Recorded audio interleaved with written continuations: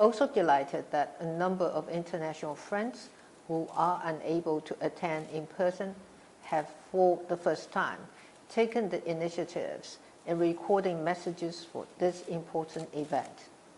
This year marks the 4th edition of the Yusan Forum, which serves as a dynamic platform to promote dialogue and deeper cooperation between Taiwan and its partners in the South and Southeast Asia, as well as Australia and New Zealand. This year is a particularly challenging year due to the COVID-19 pandemic. This pandemic has fundamentally altered how we live, think, and behave. Thanks to advanced technology, the internet, and Taiwan's success in containing COVID-19, we are able to convene the Yusan Forum this year. Through video conferencing, the forum participants will discuss regional development cooperation and global governance issues in the post-pandemic era. We will also explore how the new southbound policy can enhance collaboration between Taiwan and partner countries once the pandemic has subsided. In recent years, the Indo-Pacific region has accounted for 50% of the world trade and 60% of global gross domestic product. The region now plays a pivotal and increasingly influential role in the development of global industrial supply chains.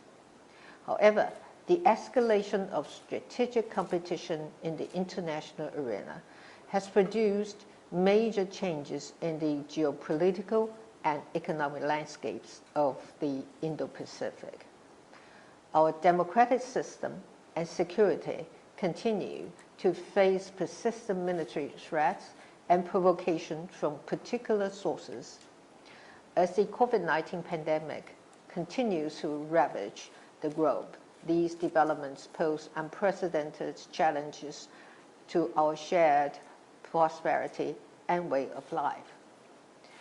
Due to the COVID-19 pandemic, countries worldwide are facing industrial supply chain restructuring, stagnant economic growth, constrained movement of people across borders, lack of market confidence, and many other serious issues. During all of this, Taiwan has maintained a relatively strong position in Asia and the world through the concerted efforts of our compassionate and resilient people. We have safeguarded our democracy, overcome persistent security threats, and weathered economic challenges. We are able to quickly respond to the rapid changes in the global environment through organizational efficiency, respect for professionalism, and decisive leadership. We have leveraged our democratic system, universal health insurance and medical care system, as well as our experience in combating SARS in 2003, to implement a comprehensive government command system to fight the coronavirus. Our endeavors are also underpinned by integrated cross-ministerial resources and capabilities, public-private sector cooperation, big data, and smart technologies. Our approach in containing and preventing the spread of coronavirus has been proactive, decisive, and most importantly, transparent. As of this week, Taiwan has approximately 500 confirmed cases, while related deaths remain in single digits. Our people have been going about their lives as usual. There were no lockdowns in our cities, and our economy continues to grow and has performed better than the other Asian tigers. Taiwan has once again demonstrated its resilient spirit, leading by example and creating a successful model for the region and the international community. Former Prime Minister Turnbull and many participants with us today are prominent leaders and experts who will steer the Indo-Pacific region forward and shape its vision through our shared values. Countries in the Indo-Pacific region and Taiwan are complementary in many ways, and Taiwan is willing and able to collaborate with our Asian partners. Therefore, since taking office, I have been proactively promoting the new southbound policy in the spirit of Taiwan helps Asia and Asia helps Taiwan. We hope to work with regional partners to foster sustainability and share responsibilities, which aligns with the theme of this year's Yusan Forum, that is, forging a resilient future together. The new southbound policy is Taiwan's regional strategy for Asia.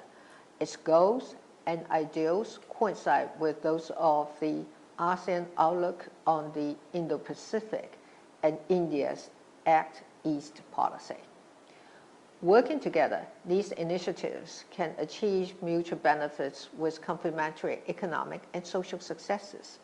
Taiwan has donated millions of face masks as well as protective suits and pandemic prevention supplies to our new southbound policy partner countries.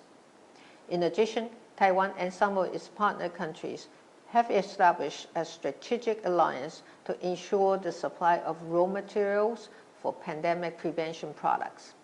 With that, we are actively working to fight COVID-19 together. One of the most important goals of the new southbound policy is to ensure sustainable prosperity for the Asian community.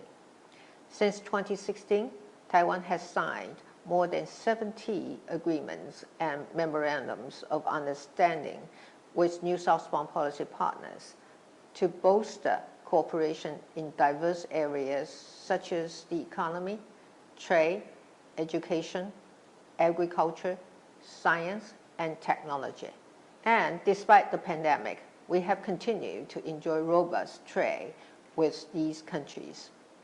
Last year, trade between Taiwan and these partners totaled nearly $112 billion, and the figure for the first half of this year reached approximately $52 billion, holding steady year on year in spite of the pandemic. When it comes to education collaboration, more than 53,000 students from the region studied in Taiwan last year, and the number of students in industry, academia, collaboration programs also increased significantly. These educational programs not only train talents for national development, it also establishes connections for Taiwanese businesses in the partner countries. In tourism, there were about 2.8 million visits to Taiwan from tourists of our partner countries in 2019. That is a 6.8% increase.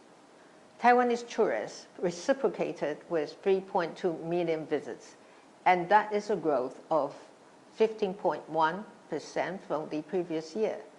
This has spurred the development of tourism industries in the region and record exchanges between our peoples. Under the new southbound policy, Taiwan and our partner countries have created mutually friendly investment environments. People-to-people relations have grown even closer, as have industrial linkages.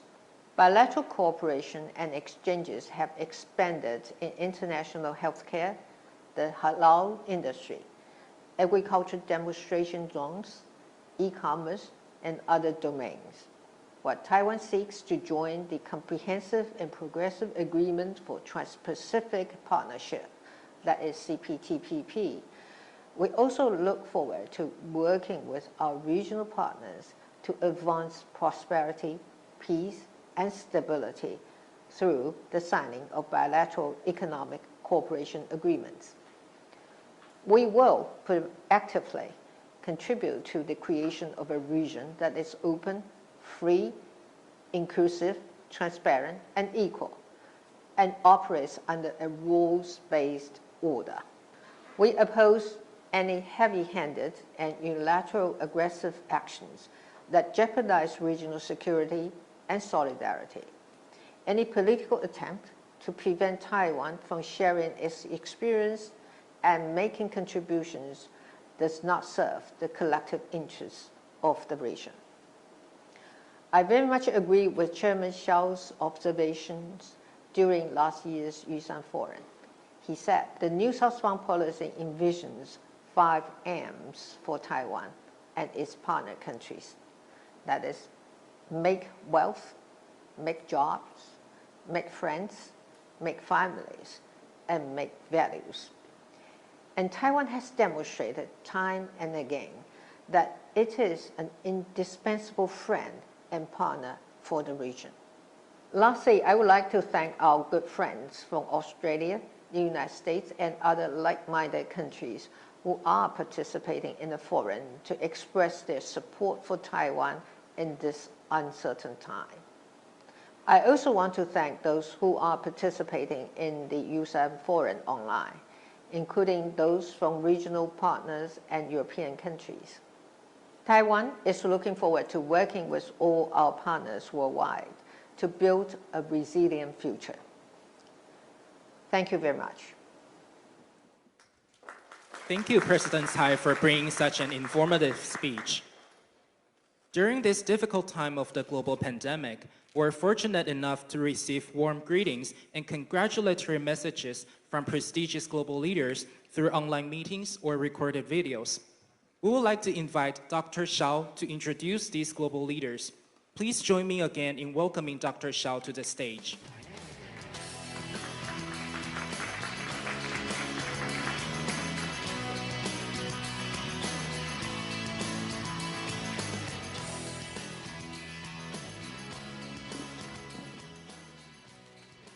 Once again, before we proceed, I would like to specially welcome distinguished diplomats, representatives of our friendly countries who are present here. And also, we welcome Minister Zhang Den, who just arrived. It gives me a great pleasure to welcome the first keynote speaker from a global leader for this 2020 Yusan Forum, His Excellency Malcolm Turnbull, former Prime Minister of Australia. Please join me to welcome Prime Minister.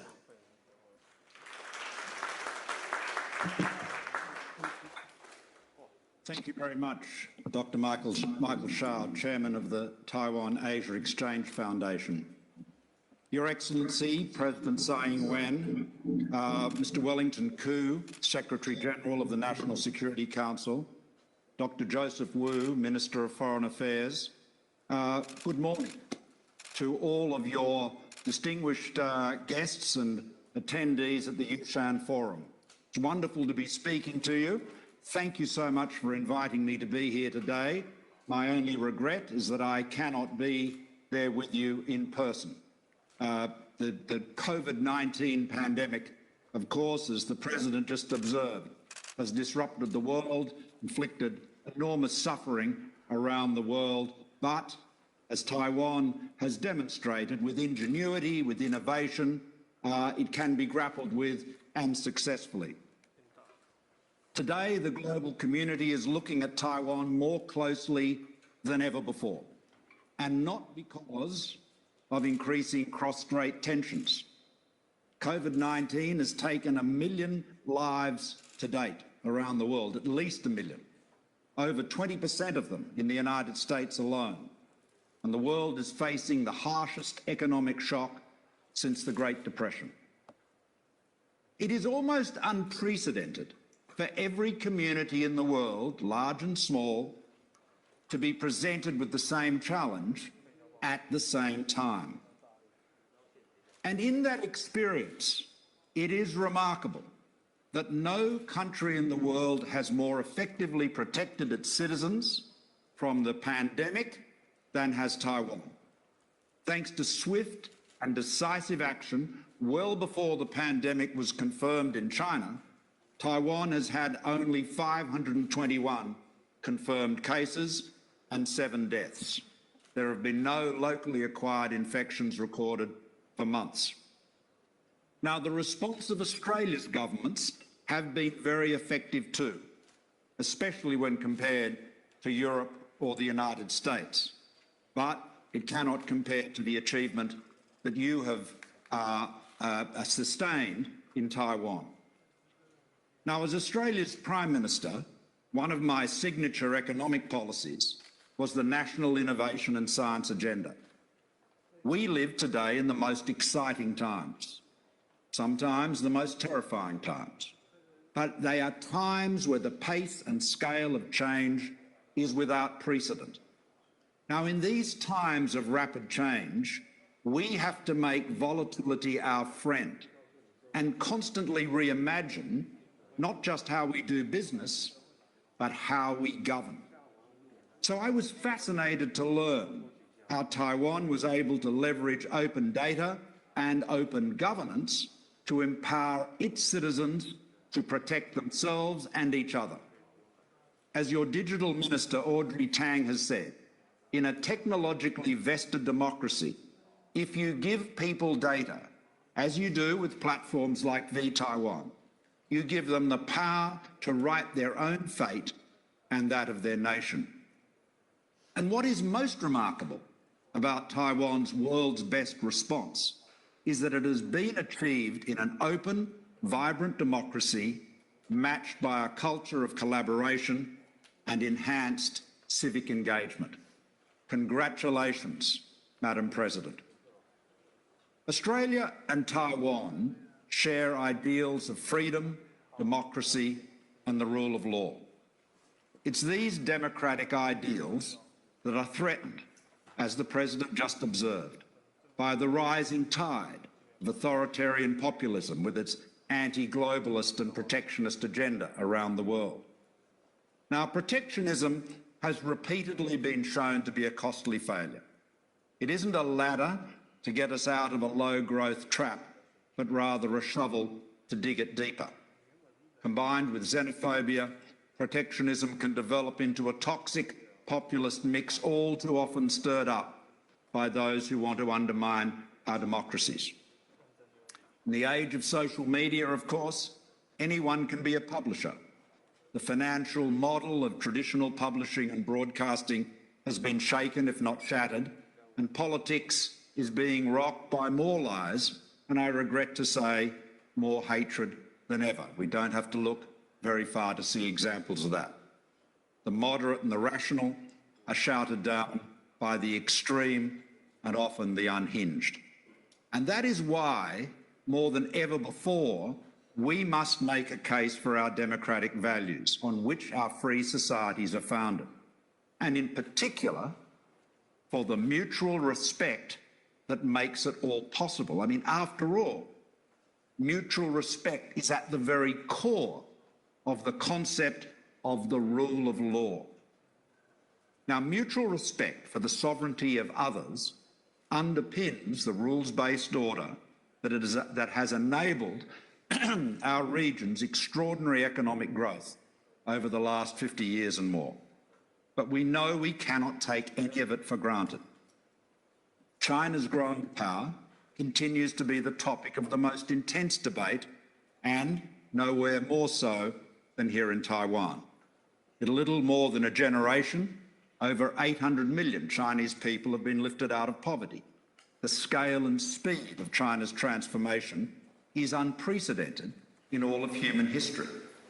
And the wealth that China has created is not limited to its own people. After joining the WTO in 2001, it's become the largest trading partner of over 100 nations, including Australia. We send nearly a third of all our exports by value to China. Now, with its growing market economy and rising middle class, the hope was, the expectation was, that China would become a more liberal, even democratic society and match to some extent the transition that has occurred so successfully in Taiwan. And yet, what we are seeing today is China under President Xi Jinping, which has become more authoritarian at home and more aggressive abroad. Dissent, real or imagined, has been brutally put down in Xinjiang. where 1 million Muslim Uyghurs are being re-educated, I use that term advisedly, in detention centres. The freedoms guaranteed to Hong Kong in 1997, as we've seen, have been brutally suppressed. China's economic growth has been matched by an increase in investment in defence capabilities, with the goal of matching and then surpassing those of the United States. But China's growing power is not only found in fleets and armies, but much more so, more potently in fact, in RMB and dollars. Countries that displease China have been threatened with economic consequences. It might be boycotting Japanese retailers or stopping tourism to South Korea, or as we've seen recently in Australia, holding up beef exports and slapping tariffs on wine. On the other hand, and especially in the developing world, billions are being offered for infrastructure through the Belt and Road Initiative.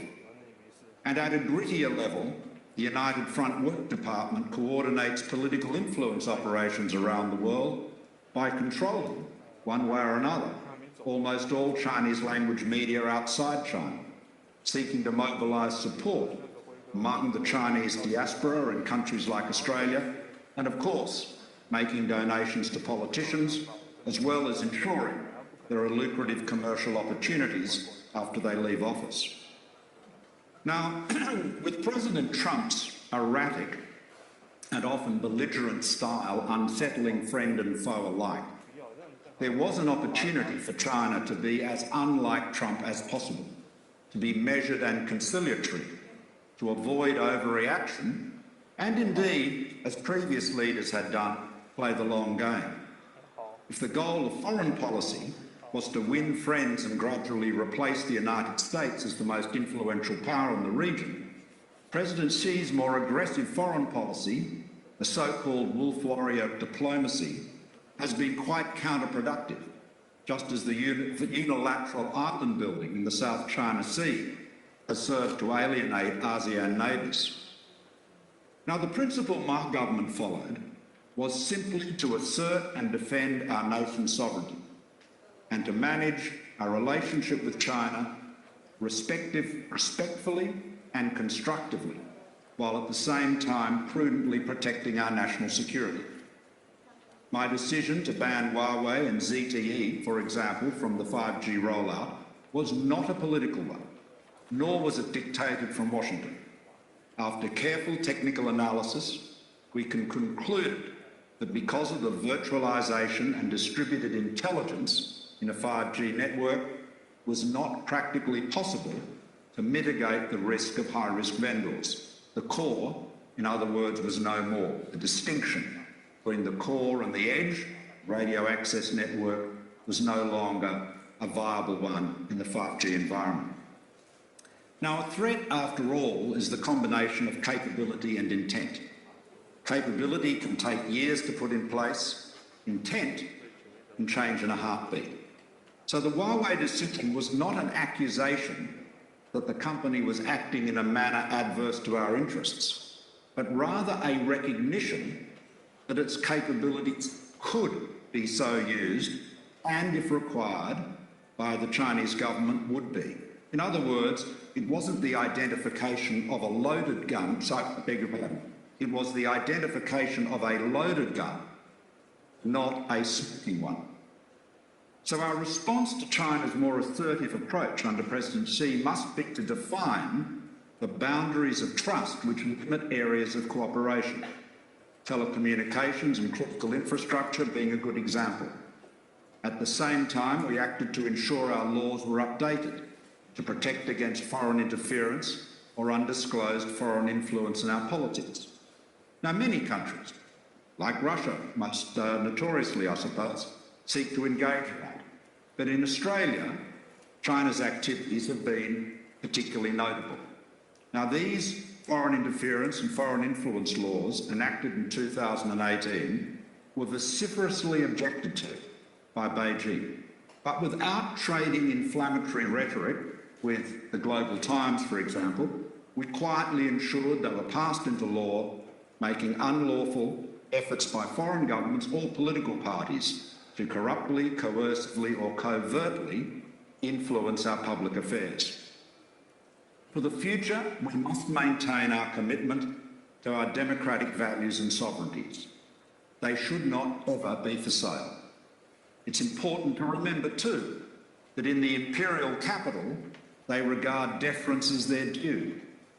Regular threats of trade sanctions must be stared down. The buckle in the face of them will only ensure more to come. Reaction or retaliation should also be very carefully calibrated. There is no point getting into a cycle of indignation. Equally, we must not be mesmerised by the great powers. Our region in particular contains many powerful economies, including Japan, the world's third largest national economy, and G20 members, South Korea, Indonesia, and Australia, as well, of course, as Japan and China. We have to continue to build a multipolar world and see our region not as a series of spokes ending in Washington and Beijing, but as a mesh which is strengthened by multilateral agreements and relationships. That's why I made stronger ties with Japan, ASEAN, especially Indonesia, and, of course, India as well, another G20 member. A key objective of my foreign policy, a strategy continued by my successor. Indonesia, for example, is the fourth largest nation by population, and within a decade will be the fifth largest national economy. Demography is destiny. Now, cooperation is key here. We must continue to work together. As Taiwan has shown in its efforts to combat COVID-19, real change is possible through collaboration, particularly where the people trust their government, where their government is open and transparent, where the people are brought in as partners.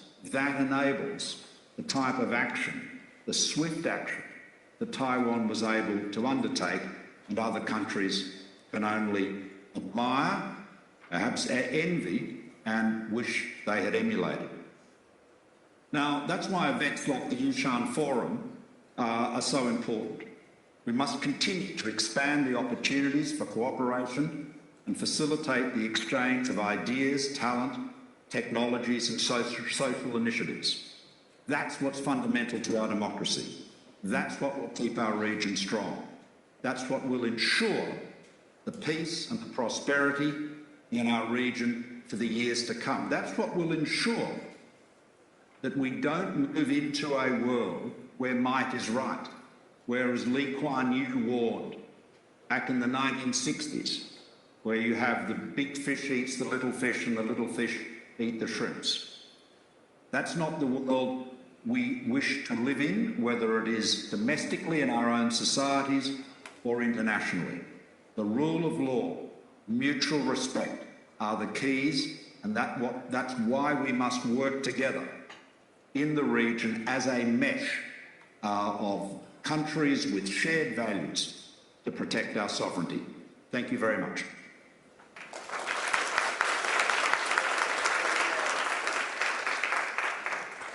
Thank you very much, Prime Minister, for your good words on Taiwan's handling COVID-19 pandemic, and also your insistence, which I believe firmly too, that democratic value and mutual respect are as the only principle in handling the global affairs so that we can live in a peaceful water together. Now, let me welcome the second keynote speaker for 2020 Yushan Forum. And it gives me a pleasure to welcome, please join me to welcome former Prime Minister of Sweden, His Excellency Carl Bildt.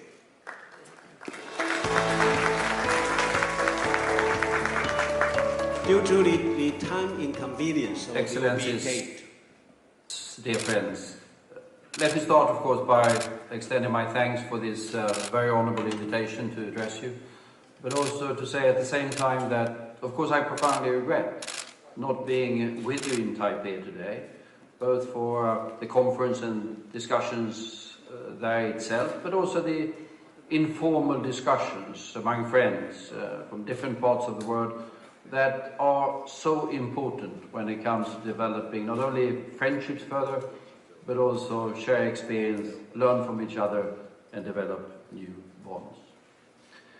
We are indeed, all of us, living in times that are both unusual and very demanding. The COVID-19 crisis has profoundly affected virtually every corner of our world. And the World Health Organization, unfortunately, continues to report, as I record this message, rising numbers in very large parts of the world. Indeed, if I look at my Europe, we see now, again, rising infection rates in virtually every country. Not at the levels we had, but still enough to be worried as we look ahead. Time will indeed come when it comes to draw the lessons that needs to be drawn from this particular crisis. Taiwan is most certainly to be congratulated on its early, on its decisive, and on its so far very successful response. There are very many around the world that are eager to learn from the lessons that your good experience does represent. The pandemic has very clearly demonstrated, if we didn't knew it before, that we are all together. And that is only when we are able to freely exchange all the information, quickly learn from each other, and seamlessly work together, that we as a global community have the possibility to meet a challenge of this profound magnitude. And it goes, of course, without saying that Taiwan, along with everyone else, must be part of these efforts. To put up political barriers against anyone is to diminish the possibilities of success for everyone. At the end of the day, it's not more difficult than that. But the pandemic, difficult as it is not the only challenge that we are facing these days. We see distinctly geopolitical tensions rising. We have here in Europe primarily, of course, a revisionist Russia. We have an assertive China, more and more subject to a global debate. And we have at the moment, let's be honest about that, a rather disruptive United States. And this also leads to a profound crisis for the multilateral system, and therefore for the United Nations, its Security Council, that is at the heart of this system that means so much to us all. There is even increasing talks about the risks for crisis and conflicts and confrontations in different parts of our world. And a crisis somewhere will affect us wherever we are. We should have learned that particular lesson. And all of this happens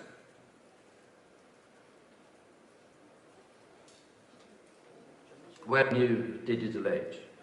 And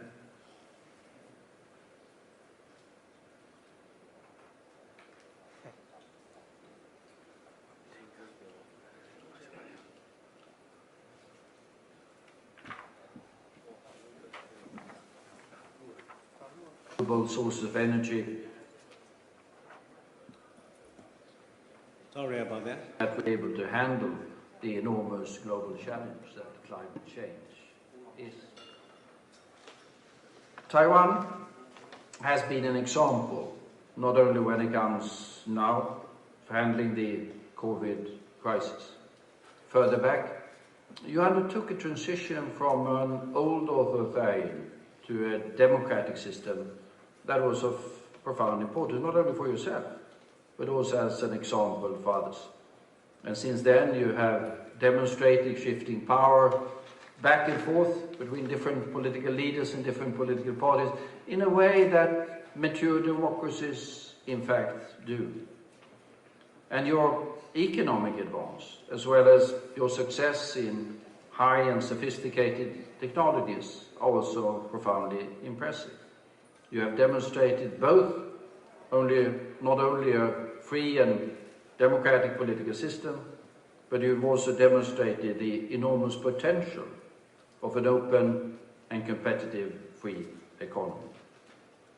And that message is hopefully not lost on those that have yet to make those important decisions, be they nearby or be they far away. The theme that we have for discussion at this conference is most topical: paving path to our resilient future. There are certainly different experiences in different parts of our world, but I still believe that there is a shared feeling that we must now strive to build societies and systems that are more resilient than they've been in the past, since it is highly likely that we are facing a future that is going to be more turbulent than what we have experienced in the past few decades.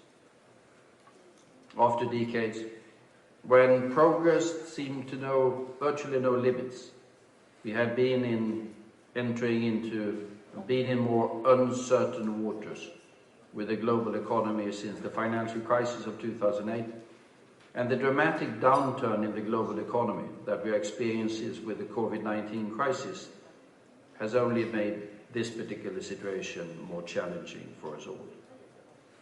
There is no way back from a world where interdependence is increasing, and that applies also to our economies. The increase in the flow of goods might not return to the rapid rates of increase that we saw primarily prior to 2008, but what we see instead is, of course, an enormous increase in our interdependence in data flows, and in our digital age, that dependence is going to be even more important than the dependence that we had on the flow of goods in previous decades. Resilience is discussed in different ways in different parts of the world.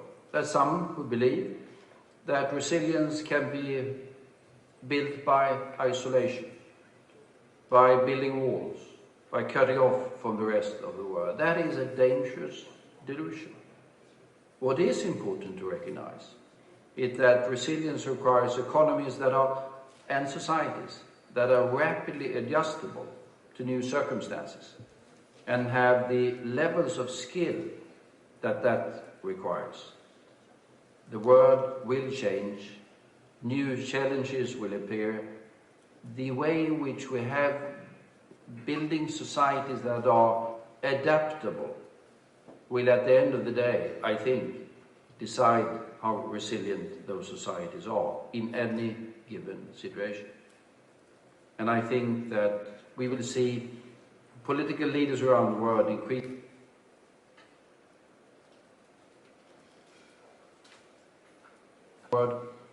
Taiwan should be fairly well positioned for this development.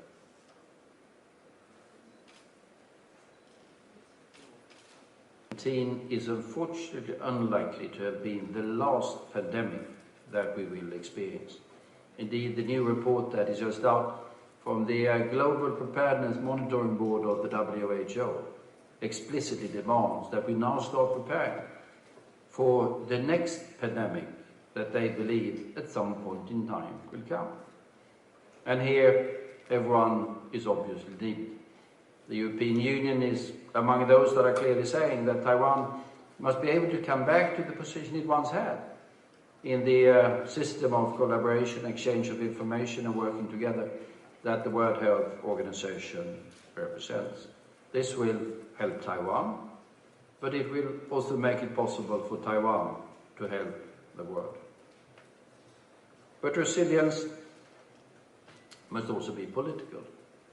In a turbulent world, we must have political systems that enjoy the trust of those that they are representing in order to be able to deal with all the challenges that are well beyond what we can envisage today. And here, of course, open and representative political system democracies, for short, have obvious advantages. Its leaders must, by necessity, seek the trust and the confidence of the peoples.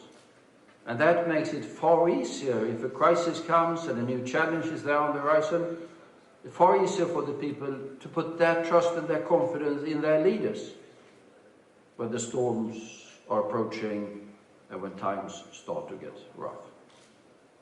An authoritarian system on the surface always looks strong and stable. But all of the experience of history is that they can be very brittle, as they don't necessarily enjoy the trust and the confidence of the people that is really necessary when it comes to handling also difficult issues. So safeguarding our free and open political systems is also a very important part of our efforts to pave a path to a more resilient future for us all. These and very many other issues I had hoped to be able to discuss with all of you in Taipei during a couple of interesting days. But now we are where we are, and we must utilize the new technologies, these new means of communication, to trying to exchange experience that we can under these circumstances. But I sincerely look forward to the days when I can be in person in Taipei. And in the meantime, I wish you all the luck in all what you're doing and in the discussions during the next hours and days. Thank you.